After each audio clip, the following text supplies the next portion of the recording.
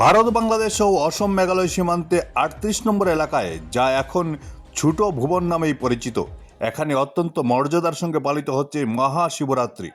সীমান্তের কাঁটাতারের ওপারে বিএসএফের কঠোর নিরাপত্তা ও তত্ত্বাবধানে গতকাল সকাল থেকেই ভক্তদের ঢল নেমেছে ঐতিহ্যবাহী এই শিববাড়িতে। Bureau report, Barak Vision. Shiv বাবার চরণে আমি আমার প্রণাম জানাচ্ছি।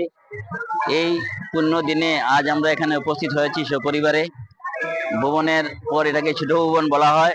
প্রতি বছরই শিবরাত্রির দিনে এখানে এটা পুণ্যভূমিতে পরিণত হয়, অনেক লোক সমাগম হয় এবং এই ব্যাপারে আমাদের বর্ডার সিকিউরিটি ফোর্স ওরা যেভাবে সাহায্য করে এবং এই এলাকাটাতে আমাকে উন্মুক্ত করে দেয় এই দিনের জন্য, এর জন্য আমরা ওনাদেরকে অসংখ্য ধন্যবাদ জানাচ্ছি। কি বলবো, এটা এক দুর্গম এলাকা, তথাপি এত ভক্ত সমাগম হয়। মানুষে আধ্যাত্মিক একটি টানে সবাই এখানে আসে শিব বাবার চরণে প্রণাম জানার জন্য। আমরাও এসেছিলাম, শিব বাবার চরণে প্রণাম জানিয়েছি এবং এত অঞ্চলের সকলের মঙ্গলার্থে শিব বাবার নিকট আমরা আমাদের প্রার্থনা জানিয়েছি।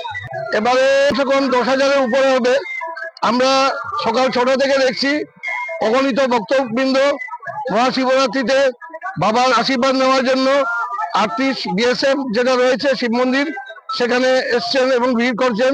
আমরা খুবই আনন্দিত। এখানে অনেক লম্বা লাইন, অনেক লম্বা 2-3 কিলোমিটার লাইন রয়েছে এখানে, আর মানুষ আসছে, প্রসাদ নিচ্ছে, যাচ্ছে। তার জন্য আমরা কমিটির তরফ থেকে সবাইকে আমরা ধন্যবাদ জানাচ্ছি এবং বাবা শিবের কাছে আমি প্রার্থনা করছি যাতে সকলের মঙ্গল হয়। আগামী বছরের জন্য আমরা তৈরি রয়েছি যে আরো বেশি সমাগম হবে। বিশেষ করে এই শিব মন্দির যেটা, এটাকে ছোট ভুবন বলে আমরা মনে করি বা আমরা জানি যে এটা 38 ছোট ভুবন এবং আগামীতে সেটা বড়